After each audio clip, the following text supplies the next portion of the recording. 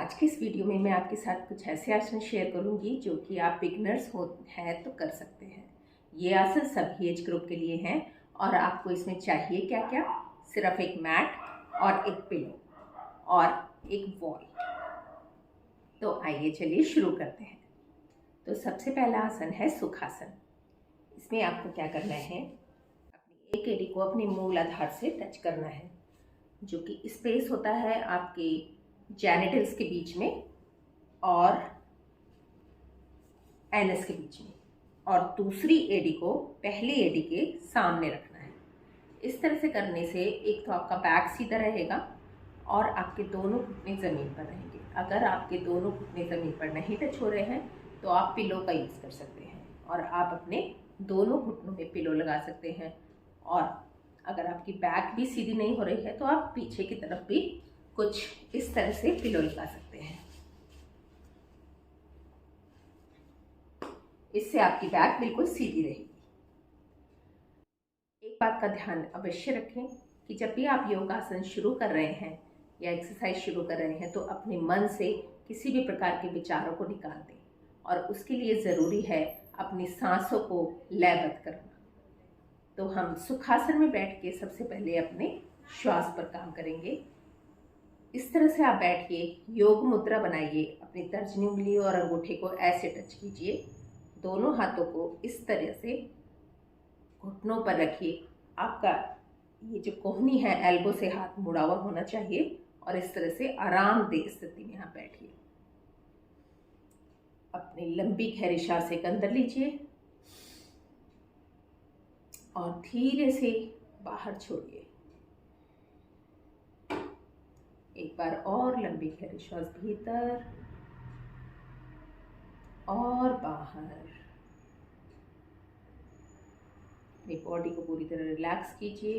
एक बार और लंबी गहरी श्वास भीतर, आइज क्लोज और बाहर। बॉडी को पूरी तरह से, शरीर को ढीला छोड़ दीजिए। अपने दोनों हाथों को आपस में रख दीजिए। अपने हथेलियों की ऊष्मा को चेहरे पर महसूस कीजिए और धीरे से आंखें खोलिए। अपने पूरे शरीर पर हथेलियों को घुमाइए। इससे आपके पूरे शरीर में जो खून का प्रवाह है वो एक जैसा हो जाएगा और कहीं भी जो भी कोई ब्लॉकेज है, पेन्स है, वो सब धीरे धीरे खत्म हो जाते हैं। अब दूसरा आसन है परिवृत्त सुखासन। इसमें आपको अपनी बॉडी को ट्विस्ट करना है। इस तरह से अपने एक हाथ को अपोजिट घुटने पर लगाएंगे और दूसरा हाथ आपका पीछे कमर के जाएगा, आपकी स्पाइन के बिल्कुल सीध में थोड़ा सा दूर, इतना कि आपकी कमर बिल्कुल सीधी रहे। ये करते हैं। अपने उल्टे हाथ को सीधे घुटने पर लगाइए और सीधे हाथ को अपनी बैक के पीछे रखिए, कुछ इस तरह से, और अपने शरीर को ट्विस्ट कीजिए कमर से।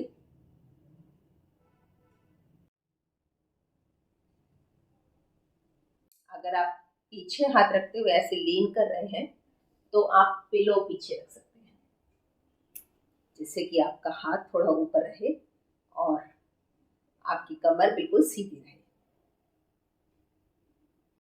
अब सीधे हो जाइए। अपने सीधे हाथ को अपने उल्टे घुटने पर रखिए और उल्टे हाथ को कमर पर पीछे की तरफ फर्श पर रखिए और अपनी बॉडी को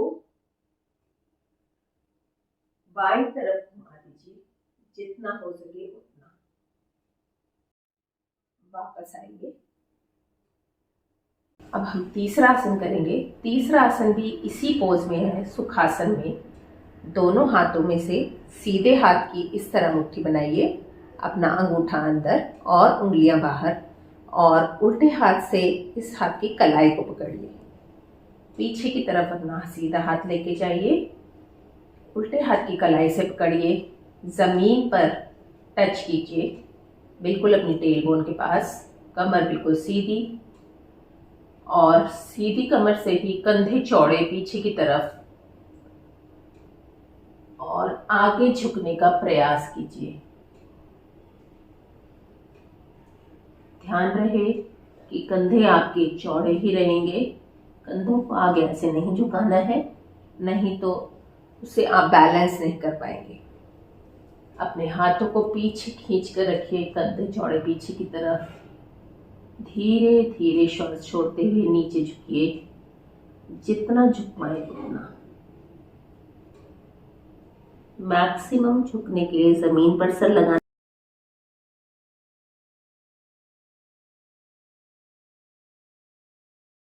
धीरे धीरे वापस आएंगे, आंखें खोलेंगे और अपने शरीर में उत्पन्न ऊर्जा को महसूस करेंगे। अपने दोनों हाथों को आगे लेके आएंगे। तीसरा आसन है तितली आसन। हम इसको बद्धकोण आसन भी कहते हैं। दोनों पैरों को आपस में इस तरह मिलाना है, दोनों तलवों को इस तरह। अपने दोनों हाथों से इस तरह अपने पैरों को बीच में लेना है और अंगूठे से दोनों तलवों को पकड़कर आपस में जोड़ना है। अब अगर आप अपने पैरों को नीचे रख पाते हैं तो बहुत अच्छी बात है, अगर नहीं रख पाते हैं तो ऐसे भी खड़े होकर चलेगा। कमर आपको बिल्कुल सीधी रखनी है। जैसा कि मैंने पहले बताया कि अगर आप कमर सीधी नहीं रख पा रहे हैं तो अपने हिप्स के नीचे पिलो लगा लीजिए, उससे आपकी कमर सीधी रहेगी। और आपको अपने घुटनों को धीरे धीरे ऊपर नीचे करना है। इसको कहते हैं तितली आसन। और अगर आप इसको ऐसे होल्ड कर लेते हैं तो इसको कहते हैं बद्धकोण आसन। ये बहुत ही अच्छी हिप ओपनर एक्सरसाइज है। ये पीसीओडी और पीसीओएस वाली प्रॉब्लम्स में भी बहुत ज़्यादा फ़ायदा करती है। डायबिटिक पर्सन्स को भी ये बहुत ज़्यादा फ़ायदा करती है। अगर किसी की कमर नीचे से बहुत स्टिफ है और उनको झुकने में, उठने बैठने में परेशानी होती है तो इस एक्सरसाइज से उन्हें बहुत आराम मिलेगा। धीरे धीरे अपने पैरों को ऊपर नीचे कीजिए 10 बार। लंबी गहरी श्वास लेते रहें, नॉर्मल ब्रीदिंग रखें, अपनी चेस्ट को चौड़ा रखें, कमर को बिल्कुल सीधा रखें। कोशिश करें कि आपके तलवे जुड़े रहें। अगर किसी से अपने शरीर के पास पैरों को नहीं रखा जा रहा है तो थोड़ा सा आगे भी करके रख सकते हैं इस तरह से। और जो लोग पतले हैं और अपने पैरों को अपने जंघा के पास रख पा रहे हैं वो अपने पैरों को जंघा के पास रखें।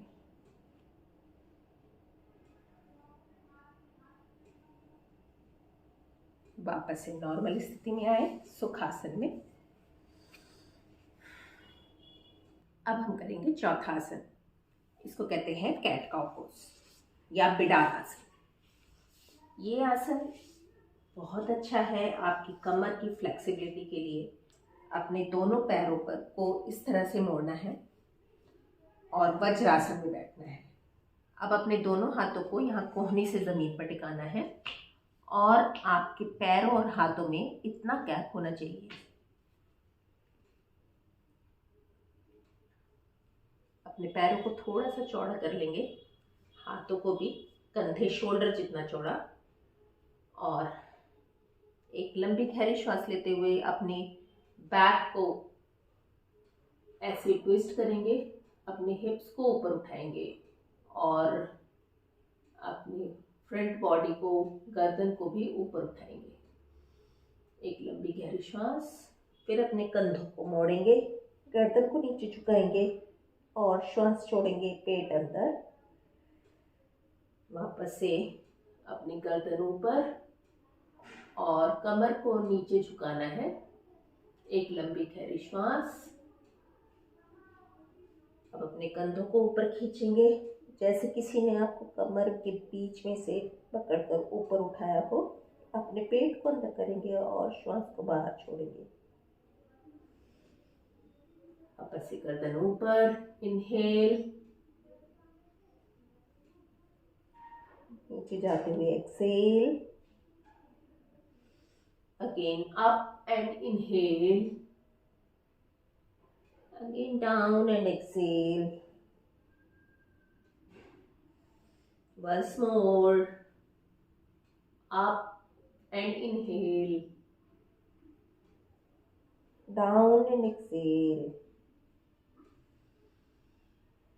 अपने पंजों को आप अगर उंगलियों को इस तरह से रखना, ऐसे रखना चाहे तो ऐसे रख लीजिए। ज़मीन पर टिका के रखना चाहे तो ज़मीन पर टिका कर ले सकते हैं। दोनों तरीके से आपके पंजे सही हैं। बस आपको पेन नहीं आना चाहिए, इस चीज़ का खास ख्याल रखें। आपको अपनी कमर को ऊपर और नीचे झुकाना है जितना ज़्यादा आप कर पाए।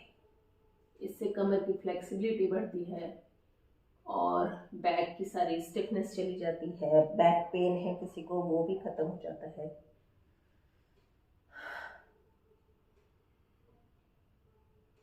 ये चेस्ट ओपनर एक्सरसाइज भी है।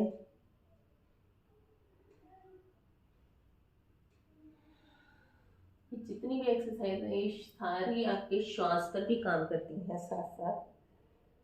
आसन का मतलब ही ये है कि आप अपने श्वासों पर कंट्रोल रखें, उन पर ध्यान दें और साथ में अपने शरीर की मूवमेंट करें। दोनों का योग ही आसन कहलाता है। अगला आसन है वज्रासन।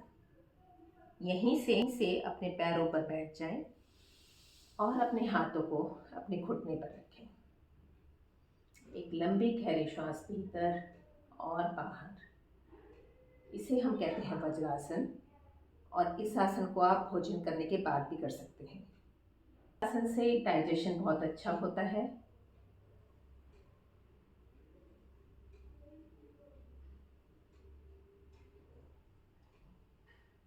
इसे खाना खाने के बाद कम से कम 5 मिनट तक ज़रूर करना चाहिए। शुरुआत में 5 मिनट तक अगर आप ऐसे नहीं बैठ पाते हैं तो अपने पैरों और घुटन के बीच में पिलो रख सकते हैं और 2-3 मिनट से या 10 सेकंड से शुरू कर सकते हैं। 10 मिनट वॉक और 5 मिनट वज्रासन करने से भोजन के बाद भोजन का पाचन बहुत अच्छा होता है और शरीर की व्याधियां कम हो जाती हैं। अपनी आंखों को बंद रखेंगे। जिनके घुटनों में दर्द है वो इसे या आसन को ना करें। सीधे खड़े हो जाइए। इस आसन को कहते हैं त्रिकोण आसन। दोनों पैरों को कंधे से थोड़ा ज्यादा चौड़ा कर लीजिए। अपने एक हाथ को अपने घुटने से ऊपर रखिए, दूसरे हाथ को ऊपर कान से सटा कर रखिए और जो हाथ आपने घुटने पर रखा है उसको धीरे धीरे नीचे लेकर जाइए। जितना लेकर जा सकते हैं उतना। ये भी एक रिक्लाइनिंग पोज है। सारे श्वास लेते हुए वापस आएंगे। एक हाथ को अपने घुटने के पास रखेंगे या थाई के पास। एक हाथ को कान से लगाएंगे और जो घुटने वाला हाथ है उसे धीरे धीरे घुटने से नीचे पैर पर स्लाइड करना है। जहां तक आप कंफर्टेबली जा सकें, बैलेंस कर सकें बॉडी को, वहां पर। ये ध्यान रखें कि इस पोज में शरीर आगे की तरफ ऐसे झुकता है तो उसे ऐसे नहीं झुकाना है। जितना आप साइड में से अपने शरीर को नीचे की तरफ ले जा पाए वही आपको फायदा देगा। हाथ को बिल्कुल सीधा, नजर सामने। आपके शरीर में साइड में आपको पूरा स्ट्रेच महसूस होगा, खिंचाव महसूस होगा।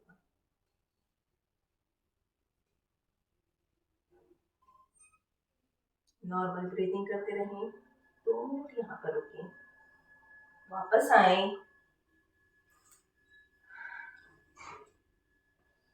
एक बार और करेंगे।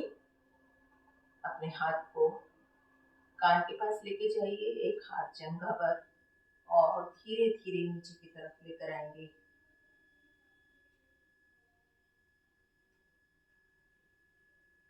वापस आएंगे श्वास भरते हुए। आप दूसरी साइड से एक हाथ जंघा पर, एक कान के पास ऊपर, श्वास छोड़ते हुए धीरे धीरे नीचे झुकेंगे। वापस से ऊपर आएंगे, श्वास लेते हुए अपने दोनों पैरों को एक दूसरे के करीब लेकर आएंगे। अगला आसन है शवासन। अपने शरीर को ज़मीन पर लेटा दीजिए। दोनों हाथ शरीर से थोड़ा दूर रहेंगे, बिल्कुल आरामदेह स्थिति में, और दोनों पैर भी एक दूसरे से दूर रहेंगे। आरामदेह स्थिति में लेट जाइए, आंखें बंद कर लीजिए। एक लंबी गहरी श्वास भीतर लीजिए और बाहर छोड़िए। अपने शरीर को पूरी तरह ढीला छोड़ दीजिए। एक बार और लंबी गहरी श्वास भीतर और बाहर छोड़ते हुए शरीर और ज़्यादा ढीला। एक बार और लंबी गहरी श्वास भीतर और बाहर छोड़ते हुए पूरी तरह शरीर को ढीला छोड़ दीजिए। धरती माता को अपने आप को पूर्ण रूप से समर्पित कर दीजिए और निर्विचार अवस्था में आराम कीजिए। अपना ध्यान सिर्फ श्वासों पर। दोनों हाथों को आपस में रब कीजिए और ऊष्मा को पैदा कीजिए। दोनों हथेलियों को गर्म करके अपने चेहरे पर उस ऊष्मा को महसूस कीजिए। सारे शरीर पर अपनी हथेलियों को घुमाइए और ऊर्जा के प्रवाह को महसूस कीजिए। दोनों हाथों पर भी, बाकी सारे शरीर पर भी। आप महसूस करेंगे कि आपका मन बिल्कुल शांत हो चुका है। अब धीरे से अपनी बाईं तरफ करवट लेकर बैठ जाइए।